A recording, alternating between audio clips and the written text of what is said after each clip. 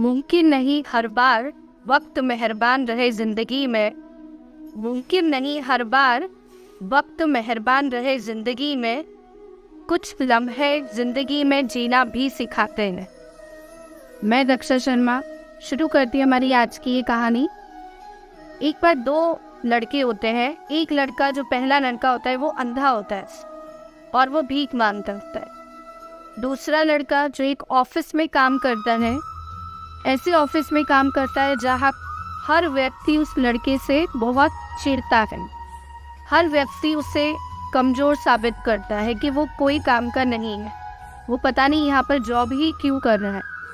कुल मिलाकर के कोई भी उस ऑफिस में उस लड़की को पसंद नहीं करते थे। एक दिन होता है जब बहुत बड़ी बिल्डिंग के आगे वो जो पहला लड़का होता है, जो अंधा होता है, वहाँ पर उस बिल्डिंग के आगे भीख मांगता है। वो अपने आगे अपनी टोपी रख देता है। सब लोग वहाँ से आते जाते रहते हैं। कुछ लोग उसे देखते हैं और उसके पीछे एक बोर्ड भी रखा होता है जिस पर लिखा होता है, I am a blind person.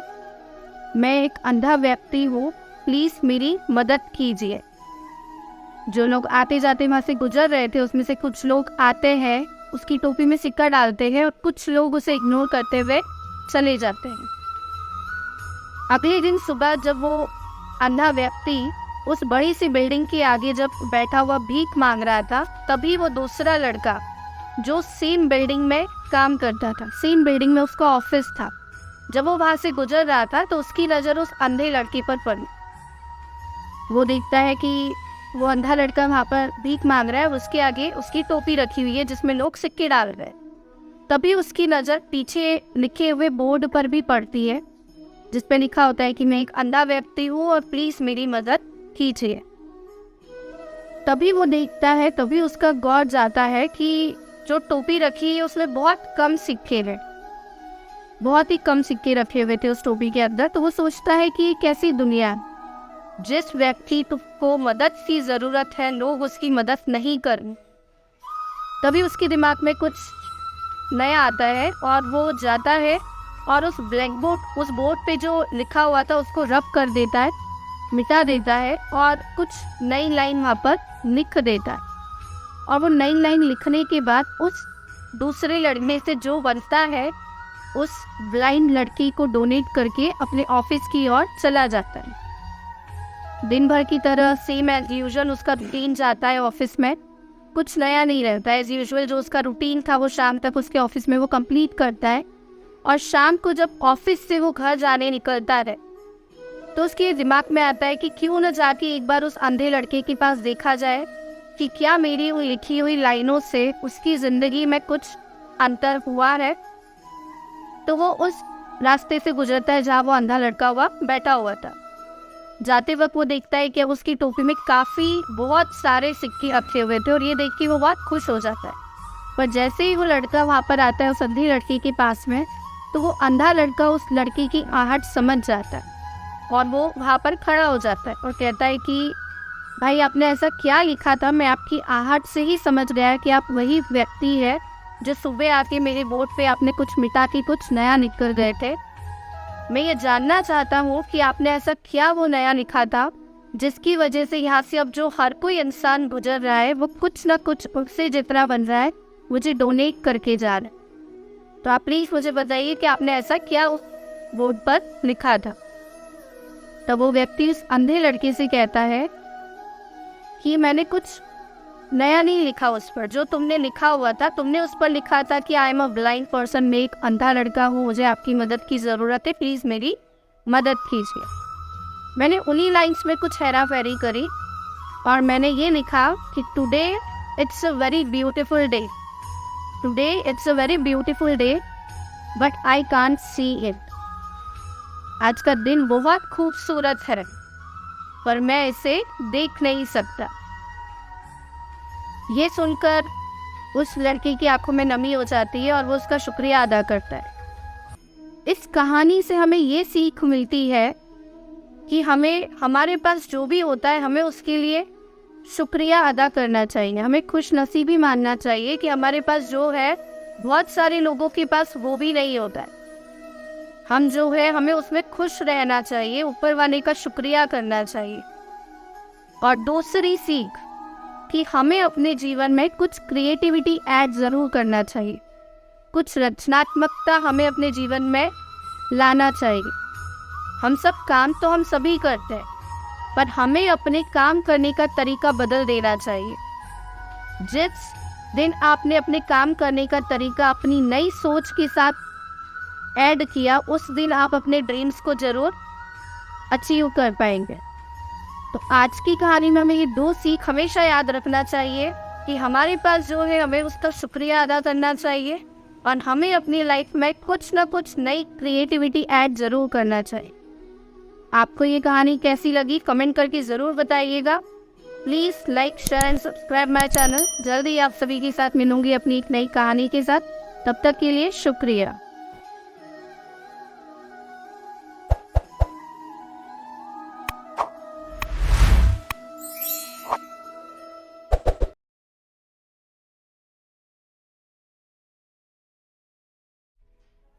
कई बार हम लोगों को लगता है कि हमारा वक्त सही नहीं चल रहा है, हमारे साथ सब कुछ बुरा हो रहा है, और तब उस सिचुएशन में हमारे जहन में एक सवाल भी उठता है कि अगर ऊपर वाला है तो क्यों हमारा वक्त खराब चल रहा है, क्यों हमारे साथ बुरा हो रहा है। तो चलिए ढूंढते हैं इसी प्रश्न का जवाब। मैं रक्षा शर्मा शुरू करती हूँ आज की हमारी कहानी। एक बार एक मेजर साहब अपने 15 जवानों की टुकड़ी को लेकर हिमालय पर्वत पर चढ़ाई कर रहे थे। रात का समय था, काफ़ी ठंडी थी और ऊपर से स्नोफॉल भी हो रहा था।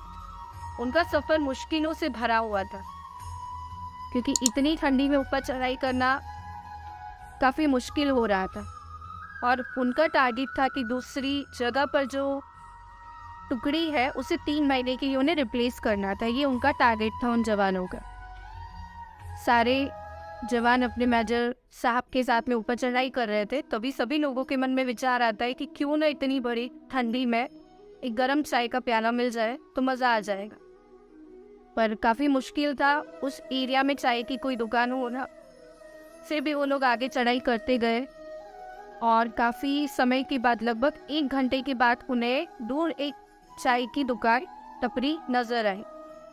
टूटी फूटी सी छोटी सी कोई चाय की दुकान थी। जैसे ही वो वहाँ पर नज़दीक पहुँचे तो वहाँ ताला लगा हुआ था।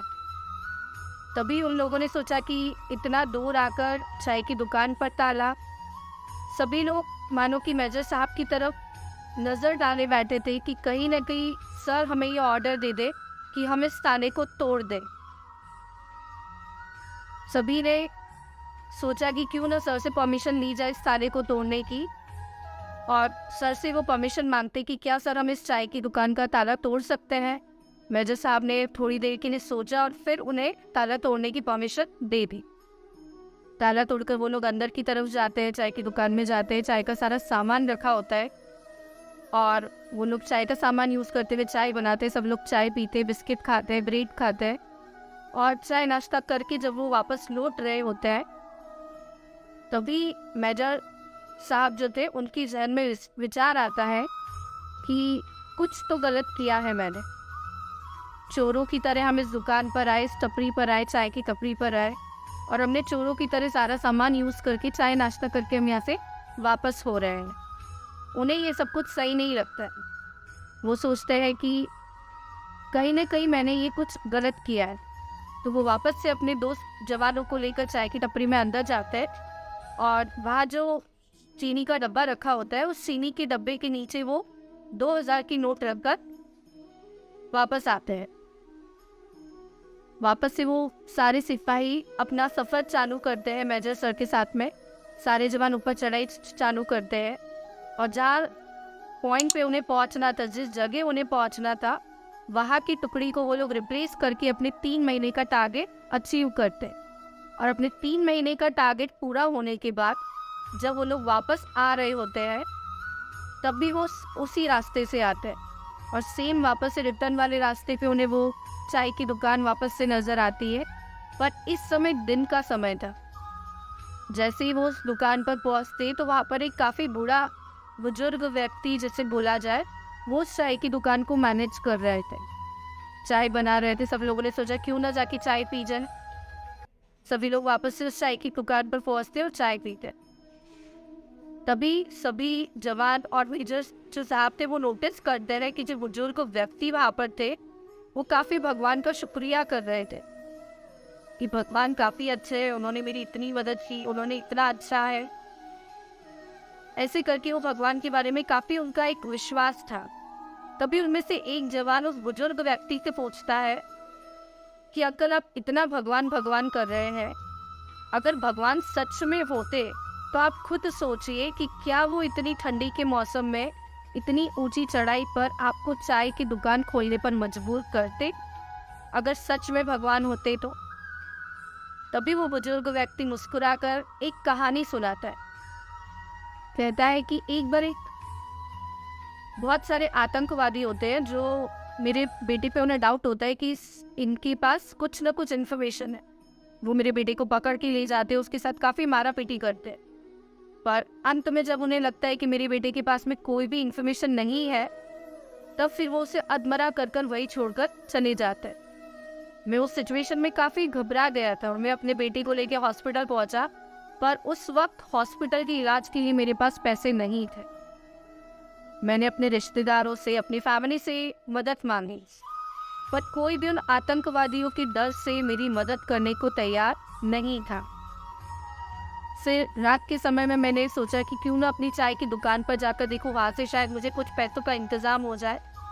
मैं उस वक्त चाय की दुकान पर आया और जैसे ही मैंने चाय की दुकान पे अपना टूटा हुआ ताला देखा, मेरी हिम्मत और टूट गई। मैं खूब रोया। तब मैंने सोचा कि अब तो मेरी ज़िंदगी में सब कुछ खत्म हो चुका है। पर जैसे ही मैंने चाय की दुकान के अंदर में पहुंचा, मैंने देखा कि वहाँ चीनी के डब्बे के नीचे 2000 की नोट रखी हुई थी और मुझे पूरा विश्वास है कि ये 2000 की नोट भगवान ने उस वक्त मेरी मदद के लिए वहाँ रखी थी। भगवान आए, उन्होंने मेरी मदद की, ये मुझे पूरा विश्वास है। उन पैसों को लेके मैंने अपने बेटे का इलाज करवाया। ये सुनकर सारे जो जवान वहाँ खड़े थे वो लोग मेजर साहब की तरफ देखते हैं।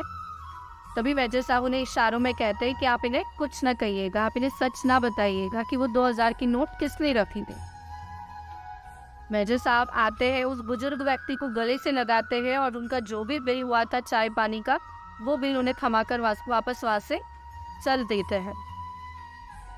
अर्थात इस कहानी में अगर आपका समय बुरा भी चल रहा है, अगर आपके साथ कुछ बुरा भी हो रहा है, तो हमें सिर्फ यकीन रखना है खुद पर और ऊपर वाले पर। ऊपर वाला कभी किसी का बुरा नहीं चाहता है, वो जो करता है सबके अच्छे के लिए करता है। सिर्फ हमें विश्वास करना है अपने कर्मों पर और ऊपर वाले पर, और फिर अपने एफर्ट्स डालने शुरू कर देने।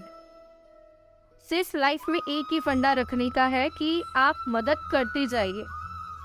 हो सकता है ऊपर वाले ने, आपको भी नहीं पता चलेगा कि कब किसी इंसान की, आप जिस इंसान की मदद कर रहे हैं उसके लिए आप भगवान साबित हो जाए। तो मदद करते जाइए, आपके रास्ते अपने आप खुलते जाएंगे और आप अपने आप पर विश्वास रखिए और ऊपर वाले पर विश्वास कीजिए, क्योंकि वो कभी किसी का बुरा नहीं चाहता है। वो जो करता है सबके अच्छे के लिए करता है। तो आज की कहानी में इतना ही। अगर आपको ये मेरी कहानी पसंद आई है तो कमेंट में बताइएगा ज़रूर कि आपको ये कहानी कैसी लगी। जल्दी आप सभी के साथ मिलूंगी अपने एक नए कहानी के साथ में। तब तक के लिए शुक्रिया।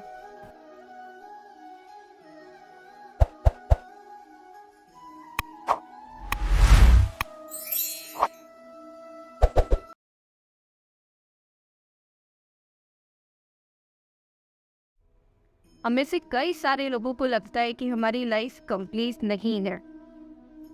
कई बार हमारी पर्सनल लाइफ अच्छी होती है तो हमारी प्रोफेशनल लाइफ बिगड़ जाती है, और कई बार हमारी प्रोफेशनल लाइफ अच्छी होती है तो हमारी पर्सनल लाइफ बिगड़ जाती है। मैं दक्षा शर्मा शुरू करती हूँ हमारी आज की कहानी शुरू करने के पहले अगर आपको मेरी कहानी अच्छी लगे तो please like, share and subscribe my channel.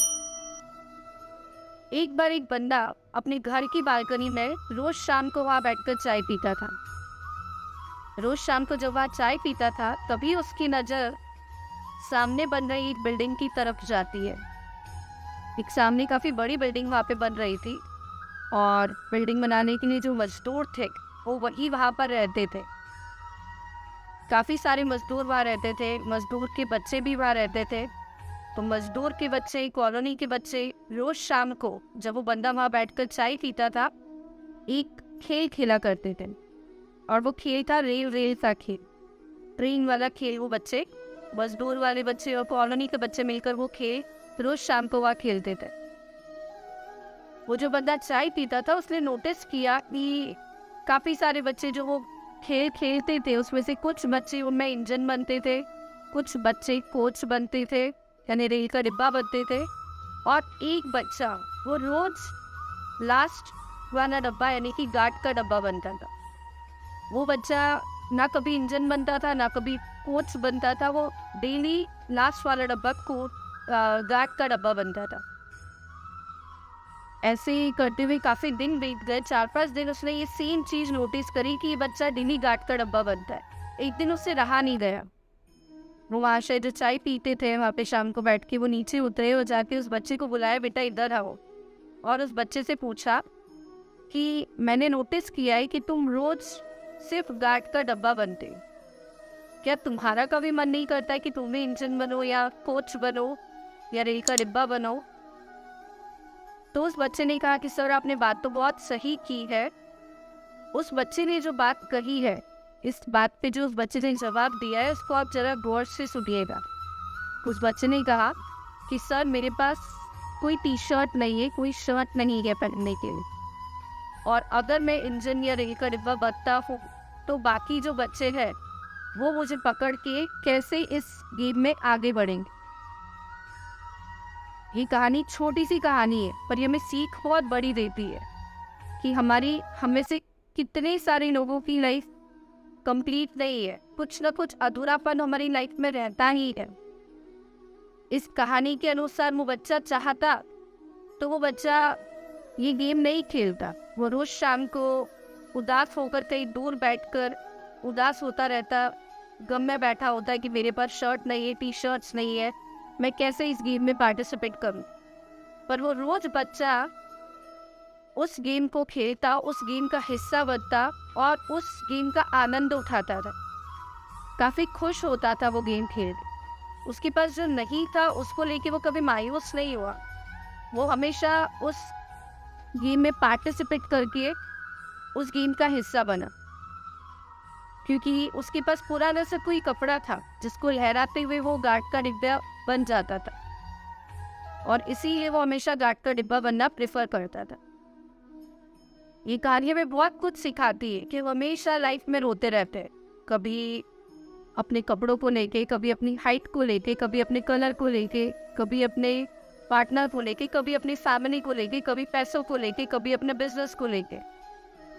पर हम ये नहीं सोचते कि किसी की भी लाइफ कंप्लीट नहीं होती है। अगर आपको अपनी लाइफ में कुछ पाना है, कुछ अचीव करना है, तो आपको जो लाइफ में मिला है उसी से आप अपनी लाइफ को निखारना शुरू कीजिए। आपको जो मिला है उसमें आप सेटिस्फाइड होकर अपने आप को निखारने की कोशिश करेंगे तो आप ज़रूर ज़िंदगी में आगे बढ़कर अपने ड्रीम्स अचीव कर पाएंगे। और आपके पास जो नहीं है उसके बारे में सोचते हुए अगर आप अपने कदम पीछे लेते हैं तो आप कभी अपने ड्रीम्स अचीव नहीं कर पाएंगे। तो इस कहानी से जो सबसे बड़ी सीख यही है कि हमें हमारे पास जो है, हमें हमारी ज़िंदगी में जो मिला है उससे सेटिस्फाइड होते हुए हमें अपनी लाइफ को हमेशा निखारने की कोशिश करना चाहिए। आज की कहानी में इतना ही। आपको ये कहानी कैसी लगी कमेंट करके ज़रूर बताइएगा। Please like, share and subscribe my channel. जल्दी आप सभी के साथ मिलूंगी अपनी एक नई कहानी के साथ। तब तक के लिए शुक्रिया।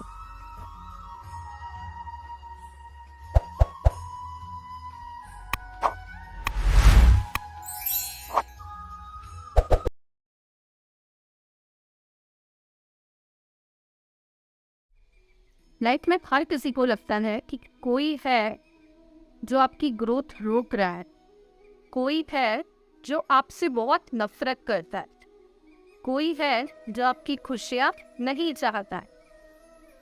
तो आज मैं दक्षा शर्मा, आज इसी कहानी में मैं आपको बताऊंगी कि आखिर वो कौन है जो आपकी ग्रोथ रोक रहा है। ऐसा हर इंसान को लगता है, ऐसा हर ऑर्गेनाइजेशन में होता है, ऐसा हर फैमिली में होता है। तो चलिए शुरू करते हैं आज की कहानी। एक बार एक बॉस अपनी कंपनी में, उसे लगता है कि क्यों इतने एफर्ट्स डालने के बाद भी उसे रिजल्ट नहीं मिल रहा है, क्यों एम्प्लॉयज काम नहीं कर रहे हैं। तभी उसके माइंड में एक आइडिया आता है। वो अपने ऑफिस के नोटिस बोर्ड पे एक नोटिस लगवाता है और अगली सुबह जब एम्प्लॉय ऑफिस में आना शुरू करते हैं तो वो उस नोटिस बोर्ड पे लगे नोटिस में पढ़ते हैं, जिसमें लिखा था कि कल शाम जो व्यक्ति आपकी ग्रोथ नहीं चाहता था, जो व्यक्ति आपकी खुशियाँ नहीं चाहता था, उसका निधन हो गया है। हम आपको इनवाइट करते हैं उनके फ्यूनरल के लिए, जो ऑफिस की हॉल में रखा गया है। आखिरी दर्शन के लिए डेड बॉडी थी, हम आपको इनवाइट करते हैं। जैसे जैसे एम्प्लॉयज ने वो नोटिस पढ़ा, सभी काफ़ी शॉक्ड थे। किसी को कुछ समझ नहीं आ रहा था कि आखिर ये हुआ क्या है। कुछ लोग काफ़ी खुश भी थे कि अच्छा वो चला गया, जिसकी वजह से हमारी ग्रोथ रुकी हुई थी। और कुछ लोगों में ये एक्साइटमेंट थी कि आखिर वो कौन इंसान है जिसकी डेड बॉडी हॉल में रखी हुई है। सभी आपस में डिस्कस कर रहे थे और सभी एम्प्लॉय ऑफिस के उस हॉल के बाहर इकट्ठा होते हैं। काफ़ी भीड़ लग गई होती है। एक एक करके हर एक एम्प्लॉय अंदर हॉल में जाता है और सारे एम्प्लॉय वहाँ पर इकट्ठा हो जाते हैं।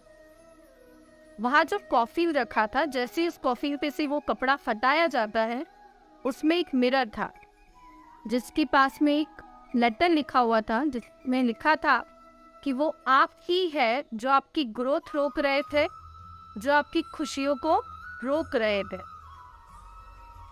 ये सुनकर सभी एम्प्लॉयज एकदम से सुन्न हो जाते हैं। ऐसा लगता है जैसे कि किसी ने उनकी आत्मा को छू लिया।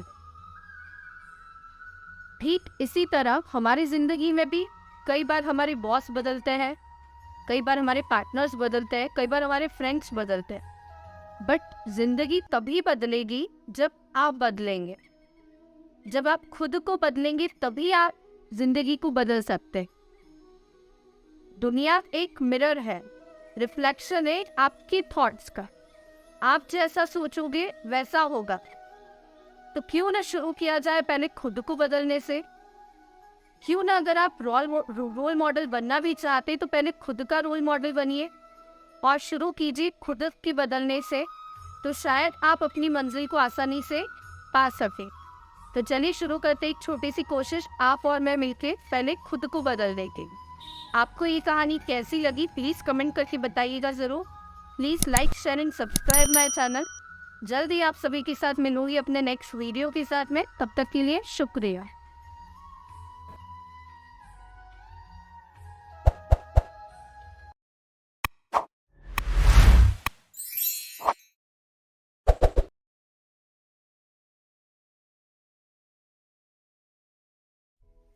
जिंदगी में कोई भी काम शुरू करने के पहले हम कई बार सोचते हैं और सोचना भी चाहिए, पर हम हमेशा एक ही बात सोचते हैं कि अगर मैं हार गया तो क्या होगा। मैं दक्षा शर्मा, हार गया तो क्या होगा, एक छोटी सी कहानी आपके लिए। एक बार एक स्टैंड अप कॉमेडियन बहुत अच्छी परफॉर्मेंस देता था, बहुत अच्छा एक्ट करता था। उसकी परफॉर्मेंस काफ़ी फेमस थी, लोग उसे बहुत पसंद करते थे। धीरे धीरे पॉपुलैरिटी बढ़ती जा रही थी और काफ़ी फेम मिल चुकी थी उसे। तो एक बार एक टेलीविज़न के रिपोर्टर ने सोचा कि क्यों ना इस बंदे का इंटरव्यू लिया जाए। वो उस बंदे के पास पहुंचते रिपोर्टर और कहते कि सर हम आपका इंटरव्यू लेना चाहते। उस स्टैंड अप कॉमेडियन के बंदे ने इंटरव्यू के लिए हामी भर दी। इंटरव्यू शुरू किया जाता है, क्वेश्चन आंसर्स किए जाते हैं, काफ़ी सवाल जवाब होते हैं।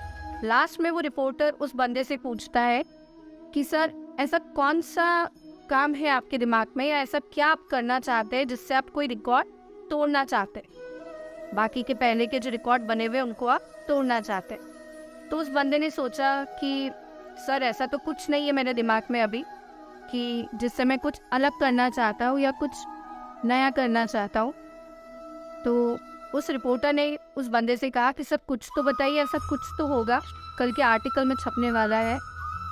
तो फिर उस बंदे ने कहा कि मैं 1 मिनट में सबसे ज़्यादा वर्ड्स बोलने का रिकॉर्ड बनाना चाहता हूँ। बस यही आर्टिकल कल अगले दिन न्यूज़पेपर में छप गया और न्यूज़पेपर वालों ने जैसे ही आर्टिकल पढ़ा कि ये बंदा 1 मिनट में सबसे ज़्यादा वर्ड्स बोलना चाहता है, सबसे ज़्यादा वर्ड्स बोलकर रिकॉर्ड बनाना चाहता है, तो टेलीविज़न वाले स्टूडियो में से उस बंदे के पास कॉल आता है और उसे बोलते हैं कि सर आज शाम को 8 बजे प्राइम टेलीविज़न पे जो शो होने वाला है उसमें हम आपको इनवाइट करते हैं और उसमें हम आपको मौका देना चाहते हैं कि आप 1 मिनट में सबसे ज़्यादा वर्ड्स बोलकर अपना ये रिकॉर्ड तोड़ दें, एक जो बाकी के रिकॉर्ड से उनको आप तोड़ दें और एक नया रिकॉर्ड आप बनाएं। बंदा सोचता है, घबरा जाता है एकदम से कि आखिर ये क्या हो गया, मेरी कोई तैयारी नहीं है, मैंने इस बारे में कुछ सोचा नहीं था, आखिर मैंने ऐसा क्यों बोल दिया। फिर वो सोचता है कि अब बोल ही दिया है तो क्यों ना इसको करके दिखाया जाए। धीरे धीरे घबराते हुए वो उस काम के लिए करने के लिए तैयार हो जाता है। अब शाम को टेलीविज़न टीम से गाड़ी भी आ जाती है उसको लेने के लिए। गाड़ी में बैठ के वो धीरे धीरे स्टूडियो पहुंचता है। जैसे जैसे स्टूडियो की करीब जाता है उसकी सांसें बढ़ने लगती। सोचता है कि मैंने हाथ तो कर दिया, बट अगर मैं ये नहीं कर पाया तो। फिर वो सोचता है कि नहीं भी किया तो क्या होगा, ज़्यादा से ज़्यादा हार मिलेगी, लोग कहेंगे कि खाली खाली शीख चले बगा रहा था, खाली खाली बोल रहा था जो ये नहीं कर सकता। फिर वो कुछ ऐसा सोचता है जो हम में से हर किसी बंदे को सोचना चाहिए। फिर उसने सोचा कि अगर मैं जीत गया तो क्या होगा। फिर उसे लगा कि अगर मैंने ये काम कर दिखाया, अगर मैं जीत गया तो मुझे काफ़ी प्यार मिलेगा, काफ़ी पॉपुलैरिटी मिलेगी, काफ़ी फेम मिलेगी और इतना सारा प्यार पाने के बाद मुझे अपनी लाइफ में सब कुछ मिल जाएगा। यही सोच के जैसे ही कैमरा ऑन होता है उस बंदे ने 1 मिनट में 500 से ज़्यादा वर्ड्स वो बोल चुका होता है और उसने एक नया रिकॉर्ड बना लिया होता है। अर्थात जीवन में हम हमेशा कोई भी काम शुरू करने के पहले हम सबसे पहले यही सोचते हैं कि अगर मुझे हार मिली तो क्या होगा, अगर मुझे हार मिली तो क्या होगा।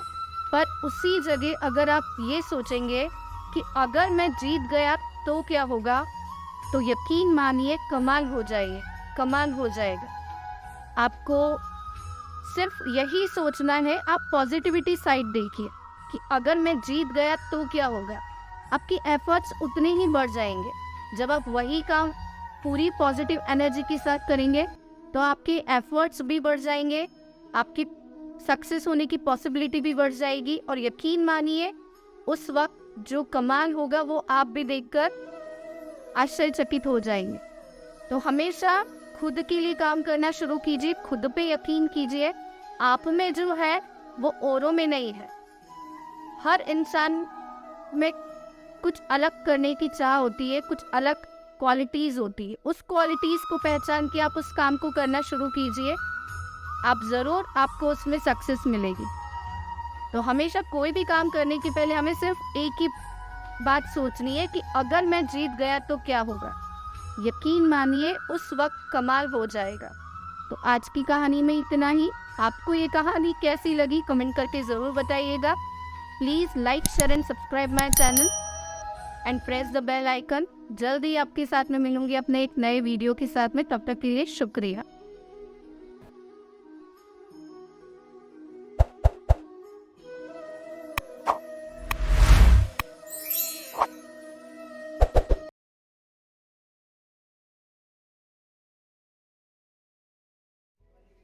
हेलो एवरीवन, मैं हूँ दक्षा शर्मा।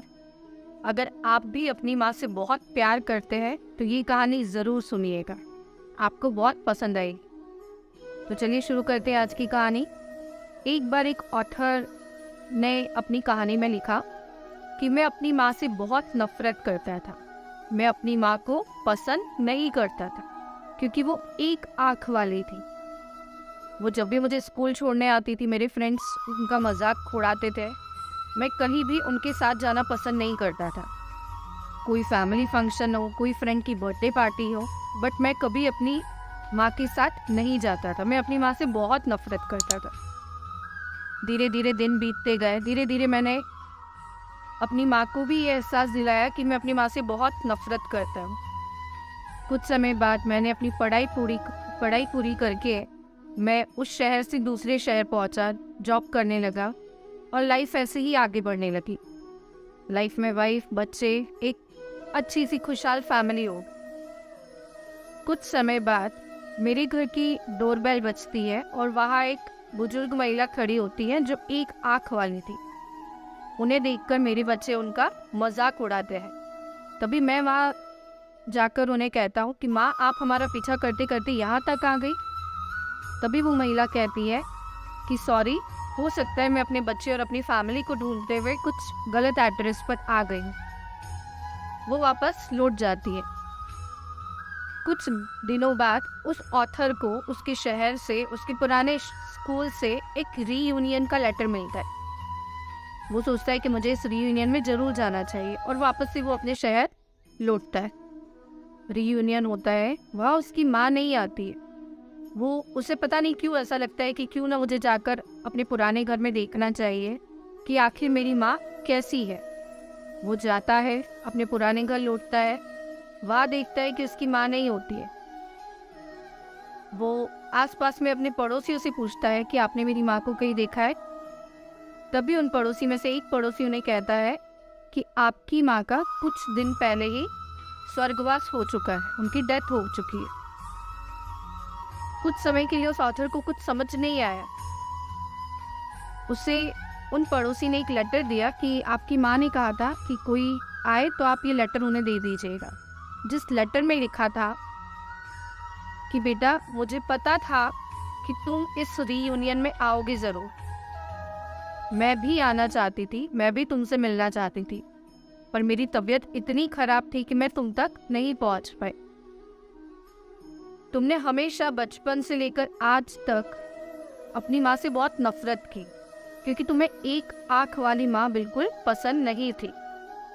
पर बेटा, तुम ये नहीं जानते कि बचपन में जब तुम छोटे थे तब तुम्हारा एक्सीडेंट हुआ था और उस एक्सीडेंट में तुम्हारी एक आँख जा चुकी थी और उस वक्त तुम्हारी माँ ने ही तुम्हें अपनी एक आँख डोनेट की थी।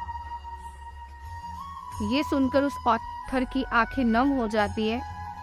उसे अपने किए पर पछतावा होता है, रिग्रेट होता है, बट उस वक्त अब उसके हाथ में कुछ नहीं होता है। अर्थात जीवन में हर सिक्के के दो पहलू होते हैं, पर हम हमेशा एक पहलू देखकर उस का डिसीजन ले लेते हैं और बाद में हमें अपने डिसीजन पर रिग्रेट होता है, दुख होता है, पछतावा होता है। तो आप अपनी लाइफ में कोई भी परिस्थिति हो, कोई भी सिचुएशन हो, आप उस सिक्के के दोनों पहलू देखिए। आप ये भी समझने की कोशिश कीजिए कि सामने वाला उस वक्त किस परिस्थिति में है, किस वजह से है, किस कारण से है।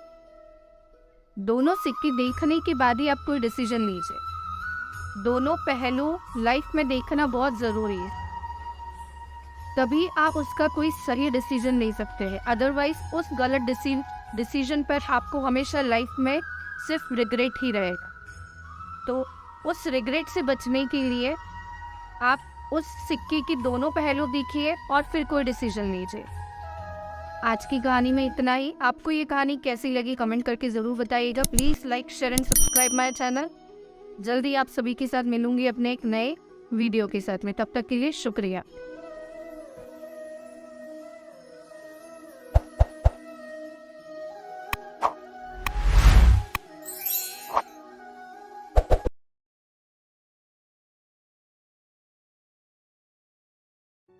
जिंदगी में हम कई बार अटक जाते हैं। उस वक्त ना ही हम आगे बढ़ पाते हैं, ना ही हम पीछे जा रहे होते। तब हमें कुछ समझ नहीं आता है कि हमारे साथ हो क्या रहा है। आज की कहानी उन्हीं लोगों के लिए जिनकी जिंदगी कहीं ना कहीं एक पॉइंट पे आके अटक रही है। मैं दक्षा शर्मा शुरू करती हूँ आज की कहानी। एक बार एक देश के राजा दूसरे देश में घूमने के लिए जाते हैं। जब राजा साहब उस देश में पहुंचते हैं तो उस देश के राजा उनका काफी आदर सत्कार करते हैं, काफी अतिथि सम्मान किया जाता है और काफी सारे लोगों से उनकी मुलाकात होती है। जब राजा साहब वापस अपने राज्य में लौट रहे होते हैं तो उस देश के राजा ने उनको तोहफे में तोते का जोड़ा दिया होता है। तो राजा साहब उन 2 तोते को लेके वापस अपने राज्य में आते हैं और अपने राज्य के बाहर जो उनका बहुत सुंदर सा एक बगीचा था, जो एक पिंजरा वहां पर रखा हुआ था, उस पिंजरे में उन तोतों को रखा जाता है। ट्रेनर रखवाया जाता है जो रोज आते हैं, उन तोतों को उड़ना सिखाते हैं और उनकी काफी केयर की जाती है। ऐसे करते करते करते कुछ दिन बीत जाते हैं। लगभग 10 से 15 दिन के बाद उस ट्रेनर की मुलाकात राजा से होती है। राजा पूछते हैं क्या हाल चाल है तोतों का, क्या चल रहा है, क्या प्रोग्रेस है। तोते ने उड़ना चालू किया, तोते उड़ पा रहे हैं या नहीं, ये सारे क्वेश्चंस राजा उस ट्रेनर से पूछते हैं। तभी ट्रेनर कहता है कि मैं आपसे कहने की कोशिश कर रहा था पर कहीं ना कहीं मन में डर था, तो राजा साहब मैं आपसे नहीं बोल पाया कि एक तोता तो काफी अच्छे से उड़ रहा है और वो उड़ते उड़ते इवन आपके महल के ऊपर भी पहुंच जाता है, और दूसरा तोता जो है वो सिर्फ डाल पर ही बैठा होता है, ना वो उड़ता है ना वो उड़ने की कोशिश करता है। मैंने काफी कोशिशें की पर वो तोता उड़ने की कोशिश कभी नहीं करता है। राजा भी चिंता करने लगते हैं कि आखिर ये बात क्या है। फिर राजा सोचता है कि क्यों ना दूसरे ट्रेनर को बुलाया जाए। कुछ और ट्रेनर्स को बुलाया जाता है, कुछ और ट्रेनर्स उस तोते को ट्रेनिंग देते हैं, बट फिर भी वही हाल होता है कि ना वो तोता उड़ता है ना वो उड़ने की चाह रखता है। राजा को कुछ समझ नहीं आता है, राजा काफी असमंजस स्थिति में हो जाता है। फिर वो अपने मंत्री को बुलाता है और कहता है कि क्यों ना ऐसे इंसान को बुलाया जाए जो इस तोते को जानते हो। तभी पास के गांव में से एक किसान को बुलाया जाता है और उस किसान को कहा जाता है कि आप इस तोते को उड़ने की कोशिश करवाइए। कुछ ही देर बाद दरबारियों से राजा को पता पड़ता है कि जो तोता डाल पर बैठा था, जो उड़ने की कोशिश भी नहीं कर रहा था, वो महल के ऊपर तक उड़ रहा है। ये सुनकर राजा को रहा ना जाता है। वो सोचता है कि आखिर ऐसा किसान ने किया क्या है जिससे तोते ने उड़ना इतना ऊपर तक चालू कर दिया है। वो किसान को बुलाते हैं राजा साहब और पूछते हैं कि आखिर आपने ऐसा कौन सा चमत्कार किया जिससे ये तोता उड़ना चालू किया है इसने। तो किसान कहता है कि राजा साहब मैंने कोई चमत्कार नहीं किया, मैंने सिर्फ वो डाली ही काट दी जिस पर यह तोता बैठा हुआ था। अर्थात जीवन में भी कई बार हम ऐसे सिचुएशंस में होते हैं, ऐसे कंफर्ट जोन में होते हैं कि हम उससे बाहर ही नहीं निकलना चाहते, हम कोई रिस्क लेना ही नहीं चाहते। उस वक्त हमें लगता है कि कंफर्ट जोन ही हमारा दायरा बन जाता है, हम उससे बाहर कदम भी नहीं रखना चाहते। हम भी उस वक्त ये सोचते हैं कि शायद कोई आएगा और हमारी डाली काट देगा, तब हम उड़ेंगे। पर अगर आप अपनी जिंदगी में कुछ बड़ा करना चाहते हैं, कुछ अच्छा करना चाहते हैं, आगे बढ़ना चाहते हैं, एक मुकाम पे पहुंचना चाहते हैं, तो आपको अपने कंफर्ट जोन से बाहर निकलना होगा, आपको रिस्क लेनी होगी। कुछ भी करने से पहले उसकी नेगेटिविटी ना सोचते हुए आपको रिस्क लेके अपने 4 कदम उस मंजिल पर पहुंचने के लिए आगे बढ़ाने होंगे। उड़ना है तो आपको डाल कटने की राह नहीं देखनी है, डाल कटने के पहले ही आपको उड़ जाना है अपनी मंजिल तक, तभी आप एक ऊंची उड़ान ले पाएंगे। आज की कहानी में इतना ही। आपको ये कहानी कैसी लगी कमेंट करके जरूर बताइएगा। Please like, share and subscribe my channel and press the bell icon. जल्दी आप सभी के साथ मिलूंगी एक नई कहानी के साथ में। तब तक के लिए शुक्रिया।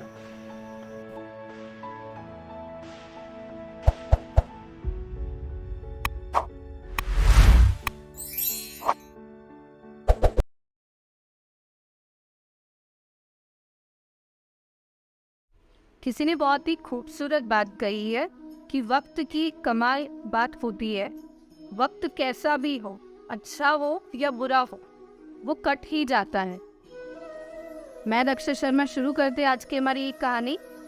एक बार फ्रांस में एक सम्राट ने अपने वजीर को फांसी की सजा सुनाई और उस सम्राट ने अपने सैनिक को बुलाकर कहा कि आप जाकर वजीर को सूचना दे आइए कि आज शाम को 6 बजे उन्हें फांसी दी जाएगी।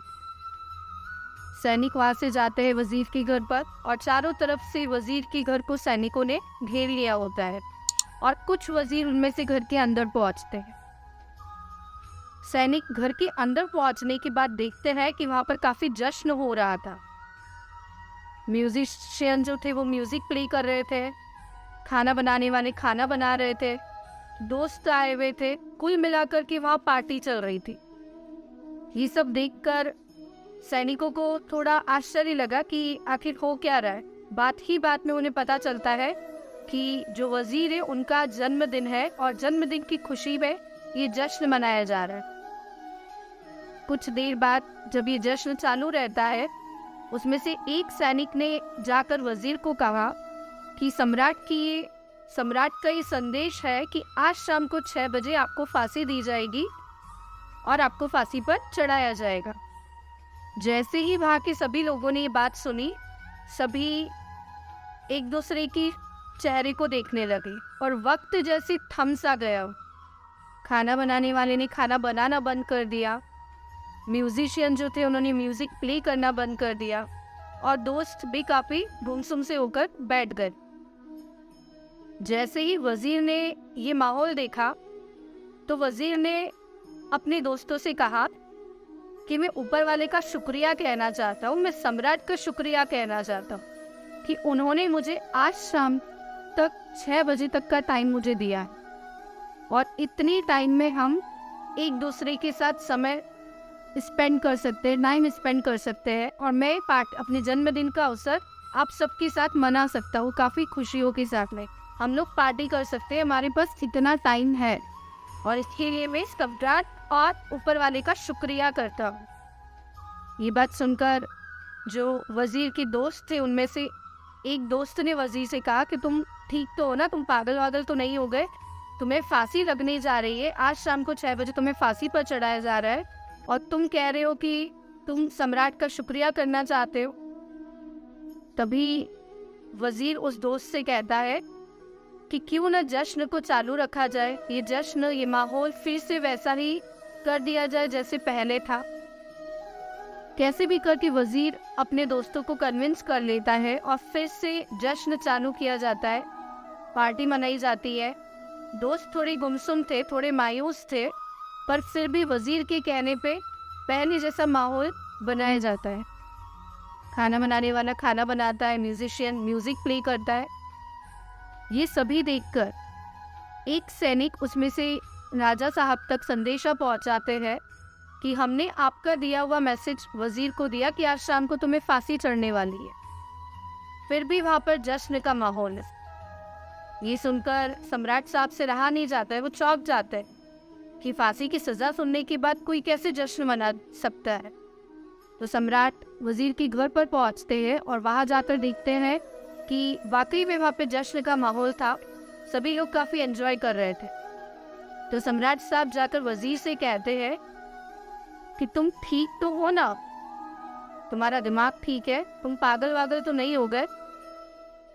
तभी वजीर बोलता है कि आप ऐसा क्यों बोल रहे हो राजा साहब।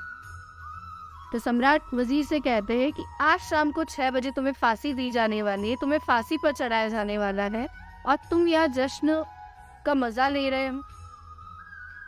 तभी वजीर सम्राट से कहते हैं कि मैं जानता हूँ कि आज शाम को 6 बजे मुझे फांसी पर चढ़ाए जाने वाले हैं, पर फिर भी मेरे पास जो वक्त है मैं उस वक्त को खूब जीना चाहता हूँ। मैं इस समय का खुल के मज़ा लेना चाहता हूँ। जितना वक्त मुझे मिला है क्यों ना मैं उस वक्त की मैं कद्र करूँ और इस वक्त को खूब मज़े से जी लूँ। ये सुनकर सम्राट काफ़ी उन्हें अच्छा लगता है। वो जाके वजीर को गले लगा लेते हैं और कहते हैं कि जिस इंसान को वक्त की कद्र होती है, जिस इंसान को समय की वैल्यू है, उसके पास जो समय उसे मिल रहा है उसको भी यूटिलाइज कर रहा है, उस इंसान को जीने का पूरा हक है।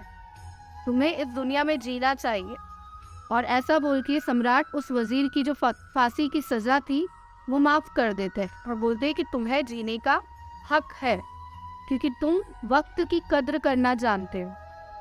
अर्थात जीवन में कई बार ऐसी सिचुएशन आती है जब हम बहुत पैनिक हो जाते हैं, खुशियाँ हम तक पहुँच ही नहीं पाती क्योंकि हम उन सिचुएशन को हैंडल करना जानते ही नहीं है।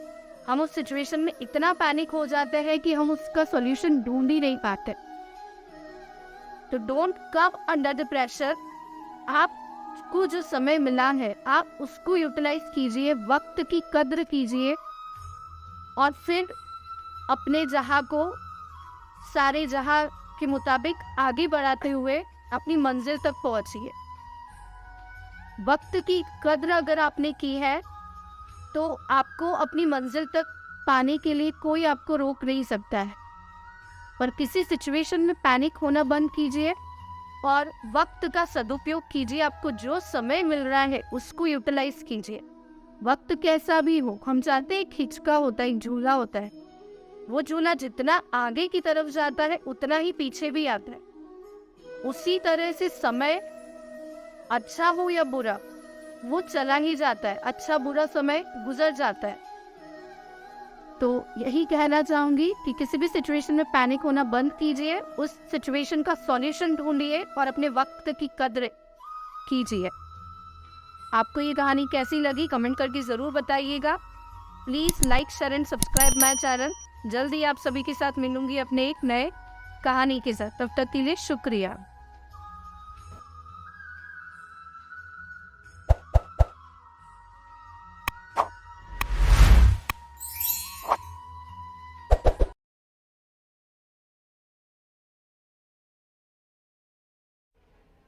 समय से पहले और किस्मत से ज़्यादा कभी किसी को नहीं मिलता है, लेकिन किस्मत बदलने के भी हथियार होते हैं।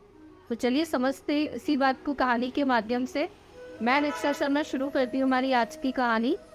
एक बार एक बहुत अमीर सेठ और सेठानी जी थे और वो सेठ जी अपनी बेटी की शादी इतने ही अमीर फैमिली में करते हैं, जितने रिच वो लोग थे उतनी ही रिच फैमिली में उनकी बेटी की शादी करते हैं। लेकिन बेटी के नसीब में सुख नहीं था। शादी के कुछ दिन बाद ही पता पड़ता है कि जो बेटी का पति था वो शराबी जुआरी निकला और उसने अपना सारा पैसा मिटा दिया। काफ़ी कंगाली में उन लोगों के दिन चल रहे थे। ये देखकर सेठानी हमेशा परेशान रहती थी कि हम जैसा चाहते थे हमारी बेटी के दिन वैसे नहीं कट रहे हैं। तो वो सेठ जी को कहती है कि कुछ कीजिए, हमारी बेटी की मदद कीजिए। लेकिन सेठ जी हमेशा यही बात कहते थे कि जब उनका नसीब होगा, जब उनका सही वक्त आएगा, तब सभी लोग उनकी मदद करने के लिए आगे खुद से आ जाएंगे। लेकिन हमें वेट करना होगा उनकी रकीब का, उनके सही समय का। पर सेठानी माँ का दिल था, माँ का दिल हमेशा पिघल जाता है अपने बच्चों को देख के। तो वो हमेशा सोचती की थी कि मैं कैसे न कैसे करके अपनी बेटी की मदद कर पाऊँ। एक दिन सेठ जी कुछ काम से अपने घर से बाहर जाते हैं और उसी समय उनके दामाद जो उनकी बेटी के पति थे वो घर पर आते हैं मिलने के लिए। जब वो दामाद जी वापस जा रहे थे तब सेठानी ने सोचा कि क्यों न इनकी किसी न किसी रूप में मदद की जाए। उनकी बहुत भावना थी, सेठानी के मन में बहुत ही अच्छी भावना थी कि मैं कैसे न कैसे करके अपनी बेटी दामाद जी की मदद करूं। तो जब दामाद वापस घर के लिए लौट रहा था तब सेठानी ने उन्हें एक मिठाई का डब्बा उनके हाथ में दिया जिसमें मोतीचूर के लड्डू रखे थे। और उन मोतीचूर के लड्डू में सेठानी ने शल्फिया यानी कुछ सिक्के सोने के उसमें छुपा दिए। अब जब वो मिठाई का डब्बा लेके दामाद जी घर के लिए वापस निकले तब रास्ते में उन्हें एक हलवाई की दुकान दिखाई दी। तब दामाद ने सोचा कि कंगाली भरे दिन चल रहे हैं, मैं इस मिठाई के डब्बे का क्या करूँगा, क्यों ना इस मिठाई के डब्बे को बेच दिया जाए और इससे कुछ पैसे मिलेंगे जो मेरे काम में आएंगे। दामाद हलवाई की दुकान पे पहुंचता है और हलवाई को वो मिठाई का डब्बा देकर उससे कुछ पैसे ले लेता है। अब जब सेठ जी घर की तरफ वापस आ रहे थे तब उसी हलवाई की दुकान पे से सेठ जी ने सोचा क्यों ना घर के लिए कुछ मिठाई लेकर चलूं। तो वो उसी हलवाई की दुकान पर पहुंच से मिठाई मांगते हैं और जो मिठाई की दुकान पे जो दुकानदार था वो वही मिठाई का डब्बा सेठ जी को वापस दे देता है। अब जब सेठ जी मिठाई का डब्बा लेकर घर पहुंचते हैं तो वो सेठानी को वो डब्बा हाथ में देते हैं। सेठानी जी डब्बा खोलती है और देखती है कि उन मोतीचूर के लड्डू में सोने के सिक्के हैं और ये वही डब्बा है जो उसने दामाद जी को दिया था। ये देखकर सेठानी अपना सर पकड़ लेती है और सारी बात सेठ जी को कहती है। तभी सेठ जी बोलते हैं कि मैंने तुम्हें पहले भी कहा था कि जब उनका नसीब होगा, जब उनका सही वक्त आएगा, तभी हम उनकी मदद कर सकते हैं। अदरवाइज चाह कर भी हम उनके समय के पहले हम उनकी मदद नहीं कर पाएंगे। इसीलिए तो ये डब्बा जब अपनी बेटी और दामाद जी की नसीब में नहीं था, ना ही उस हलवाई की नसीब में था, तो ये मिठाई का डब्बा चलकर वापस हमारे घर पहुंच गया। अर्थात समय कितना भी बुरा चल रहा हो, हमें सिर्फ ये विश्वास रखना चाहिए, ये दृढ़ विश्वास रखना चाहिए कि मेरे बुरे वक्त के बाद मेरा सही वक्त जरूर आएगा। हमें सिर्फ ये दृढ़ विश्वास रखना चाहिए। कहते हैं ना, बुद्धि कितनी भी बलवान हो लेकिन किस्मत के बिना कभी नहीं चमकती। जैसे कि बिरबल जो इतना बुद्धिमान होते हुए भी कभी बादशाह नहीं बन पाया, तो हमें ये बात माननी तो जरूर होगी कि कितनी भी बुद्धि बलवान हो, वो किस्मत के बिना कभी नहीं चमक सकती। लेकिन ईश्वर कभी ये भी नहीं चाहता कि हम उसके हाथ की कठपुतलियां बनी रहे। वो हमेशा हमें कुछ मौके देता है जिसमें हमें सिर्फ ये दृढ़ इच्छा रखनी होगी, विश्वास बनाए रखना होगा कि हमारे बुरे वक्त के बाद हमारा सही वक्त जरूर आएगा। ईश्वर को ऐसे लोग बहुत पसंद है जो ये विश्वास रखते हैं, जो ये मन में दृढ़ विश्वास रखते हैं कि वो उनके बुरे वक्त को बदलने की ताकत रखते हैं। और उनकी इसी इच्छा की वजह से, उनके दृढ़ विश्वास की वजह से उनका बुरा वक्त जरूर बदलता है। तो कैसी लगी आपको ये आज की कहानी? कमेंट करके जरूर बताइएगा। Please like, share and subscribe my channel. जल्दी आप सभी के साथ मिलूंगी अपने नए कहानी के साथ में। तब तक के लिए शुक्रिया।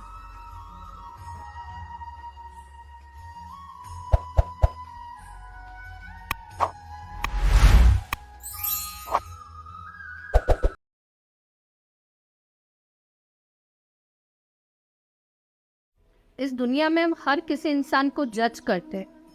हर किसी इंसान के लिए हमारी एक सोच बन जाती है और वो सोच इस तरह हमारे मन में बन जाती है कि हम फिर ये कहते हैं कि बंदा ऐसा था, ऐसा है और ऐसा ही रहेगा।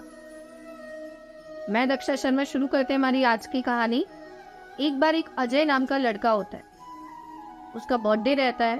उसका बड़ा भाई उसे उसके बर्थडे पे एक नई न्यू ब्रांड कार गिफ्ट में देता है।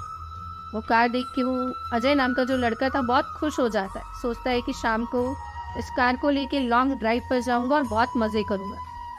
शाम होती है, वो अजय नाम का लड़का उस कार को लेके सड़क पर निकलता है। ट्रैफिक था और सिग्नल हो रहा था, रेड लाइट अलर्ट थी। तो वो बंदा वहीं रुका हुआ था, अजय नाम का जो बंदा था। तभी उसकी नज़र एक 12-13 साल के गरीब बच्चे पर पड़ती है।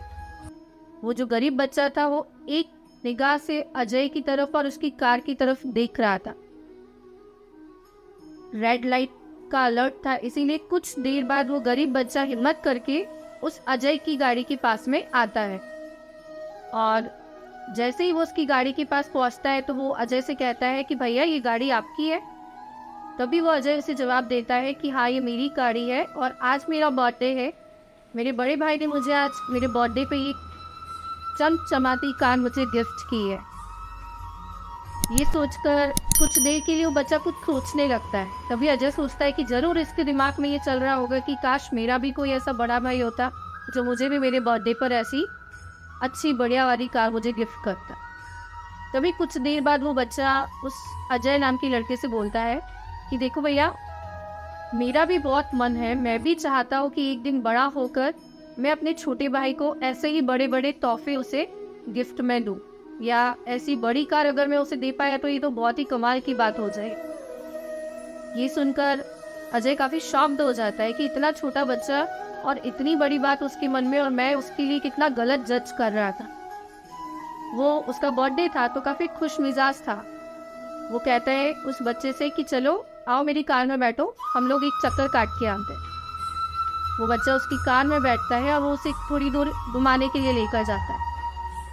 तभी कुछ देर आगे बढ़ने के बाद में वो बच्चा उस अजय नाम की लड़के से कहता है कि भैया क्या आप एक राउंड मेरी कॉलोनी में इस गाड़ी का ले लेंगे। तभी वो अजय नाम का लड़का फिर सोचता है कि इन गरीब बच्चों की या गरीब लोगों की यही आदत होती है कि हम इनकी उंगली पकड़ते हैं और ये हमारा हाथ पकड़ लेते हैं। वापस से वो उसके लिए गलत धारणा बनाता है कि ज़रूर इसके दिमाग में चल रहा होगा कि मैं अपनी कॉलोनी में इस बड़ी सी गाड़ी में जाऊंगा, लोगों को दिखाऊंगा कि देखो बड़े साहब मुझे छोड़ने आए हैं, और अपना जलवा बिखेरना चाहता होगा ज़रूर ये लड़का। ये धारणा उस अजय ने उस बच्चे के लिए बनाई थी। अजय बोलता है कि ठीक है चलो बताओ तुम्हारा घर का एड्रेस क्या है, तुम्हारी कॉलोनी का है। वो उसे अपना कॉलोनी का एड्रेस बताता है। जैसे ही वो उस गली में जाते हैं तो वो बच्चा अजय को कहता है कि इस बिजली के खंभे के आगे आप कार रोक दीजिएगा। अजय कार रोकता है और जैसे ही नीचे उतरता है वो बच्चा तो वहाँ पर सीढ़ियाँ होती है, वो ऊपर की तरफ चढ़ता है। ऊपर की तरफ चढ़ने के बाद अजय ये सारी चीज़ें नोटिस कर रहा है। जब वो वापस लौट कर आता है तो सीढ़ी पे से नीचे उतरता है, तब वो अपने छोटे भाई से कहता है कि देखो ये भैया आज मुझे मिले थे और इनके बर्थडे पे इनके बड़े भाई ने उन्हें ये चमचमाती कार गिफ्ट में दी है। और इतना बोलने के बाद वो अपने छोटे भाई से कहता है कि जब मैं बड़ा हो जाऊंगा, पढ़ लिख कर एक ऊंचे मुकाम पर पहुंचूंगा, बहुत मेहनत करूंगा और जब बड़ा आदमी बन जाऊंगा तब मैं भी तुम्हें ऐसे ही बड़े बड़े गिफ्ट देना चाहूँगा और एक बड़ी चमचमाती कार मैं तुम्हें गिफ्ट में ज़रूर दूंगा। और उस कार में बैठकर हम दोनों तुम्हारे लिए न्यू कपड़े लेने चलेंगे। तुम्हारी हर एक इच्छा, हर एक सपना मैं पूरा करना चाहूँगा।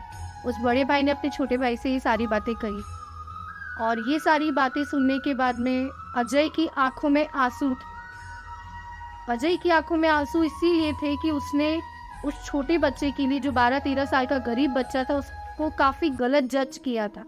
उसके बारे में काफ़ी गलत धारणाएं बनाई थी कि ये बच्चा ऐसा है, ये बच्चा वैसा है, ये गरीब है इसलिए ऐसा है। पर उसका जस्ट उल्टा वो बच्चा निकला। ये सोचकर उसे काफ़ी अपने मन में उस बात का गिल्ट था कि मैंने इस बच्चे के बारे में काफ़ी गलत जज किया। अर्थात लाइफ में भी हम अपना रोज का जो शेड्यूल होता है उसमें आधे से ज़्यादा टाइम सिर्फ लोगों को जज करने में वेस्ट कर देते हैं। हम हमेशा कहते हैं ये इंसान ऐसा है, ये इंसान वैसा है। तो लाइफ में दूसरों को जज करना बंद कीजिए। मदर टेरेसा जी ने एक बहुत ही सुंदर बात कही थी कि दूसरों को जज करना बंद कीजिए और प्यार बांटना शुरू कीजिए। मुस्कान बांटते चलिए, आपकी मुस्कान ज़रूर बढ़ेगी। तो कैसी लगी आपको ये आज की कहानी, कमेंट करके ज़रूर बताइएगा। Please like, share and subscribe my channel. जल्द ही आप सभी के साथ मिलूंगी अपनी एक नई कहानी के साथ। तब तक के लिए शुक्रिया।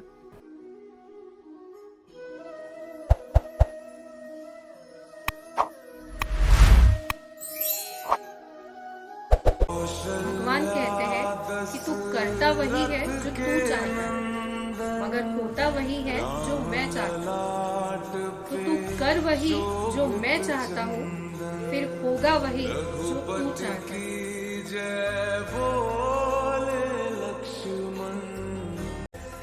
जिंदगी में अगर आप अपनी कमाई बढ़ाना चाहते हैं तो अपनी कमाई बढ़ाने के पीछे कभी मत भागो, वो कभी नहीं बढ़ती।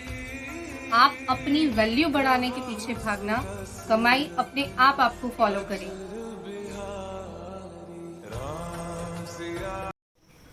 ये जरूरी नहीं है कि आपको अपने दोस्तों से हर एक इंटरवल में मिलना है, तभी आपकी दोस्ती कायम रह सकती है। अगर आपकी दोस्ती सिर्फ मिलने मिलाने और मस्ती करने से ही है तो फिर ये आपकी दोस्ती नहीं है।